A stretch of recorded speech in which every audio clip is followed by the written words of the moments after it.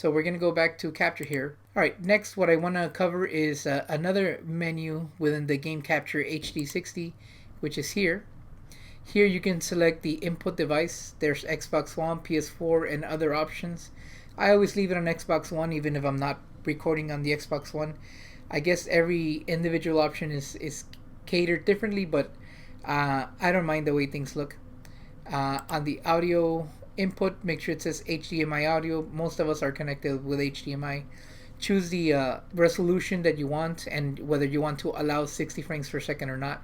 If you're going to stream, depending on how fast your upload speed is, you may want to uncheck this and keep it at HD 720. Quality, the higher your quality, the more Mbps or megabits is going to take per hour of recording, but it'll give you the estimate here. Under picture, I just don't mess with that. That's done on my TV end, and I don't mess with any of this either. You just want to stick here to this basic. Now let's look at the menu here. What you want to do is you want to click on the plus sign and add the multiple accounts that you want to stream to. So right now I have, I believe, Facebook and YouTube on there. Here you have another settings menu for your streaming.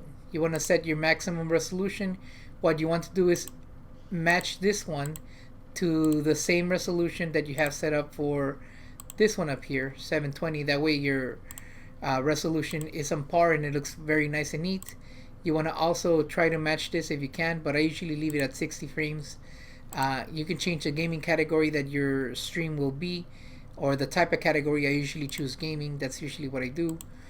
You can also start the stream in private mode so nobody gets a notification, and then turn it on YouTube. If you're going to put a title for your streaming, this is the title for your streaming. Everything streaming related stays in this box. We have the game audio. You may want to record some videos independently before you go live and choose the best audio volume for you. Sometimes people tell you your game audio is too low or that they can't hear the game. This is probably the wheel you want to mess with. Next you have the microphone audio.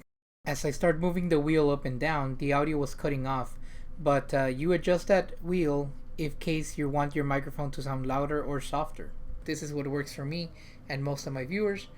You may want to have automatically reduce game sound. The second you start talking, if you're playing a video game, the game audio is reduced automatically. This section will create the title of your video file when you save it, not the title for YouTube. I named this particular video April 30th Elgato HD60 tutorial. Quick tip, I always like to name my files starting with the date that I recorded it. This way I'm able to keep track of when I recorded it, and it's very helpful when you're doing a let's play. That way your videos don't get all jumbled up and they always stay in the proper order, or at least you know the order that you were recording them in. This here, usually you place the name of the video game that you're playing. In this case, I'm recording a tutorial for the Elgato HD60, so this is what I created. Over here, this is what's going to go in the YouTube description if you're going to post it on YouTube. I just try to keep it simple and I do the editing of it later. These are the same tags that would appear on YouTube. Here are some that I have: Tronation, Troubadour XP, Teacher, Gaming Teacher, Prey Demo. I was playing the Prey Demo earlier. If you want to type the one that I'm doing right now, I'll type Elgato HD60 tutorial and then press a comma and it turns into a tag. These will transfer over to your YouTube uploads. Now, whenever you are playing and you want people to hear you, make sure that this commentary button is clicked on and lit in blue. If it's not lit in blue, then it is not recording your audio, your voice. It is not recording your voice. You will notice that your voice is being recorded because this green bar is going up and down, up and down.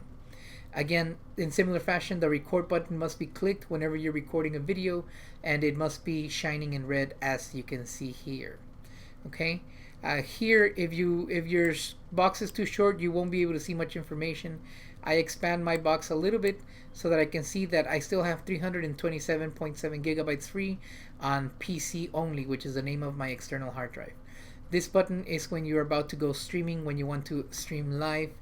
And if you are going to stream live, you can adjust the megabytes per second that you can stream.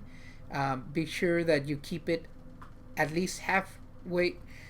Be sure that you're able to keep it half of what your internet provider can give you. My internet provider gives me 10 megabits per second, so I try to keep it at 475. I like streaming at 720p, 60 frames per second. Okay, so that's that.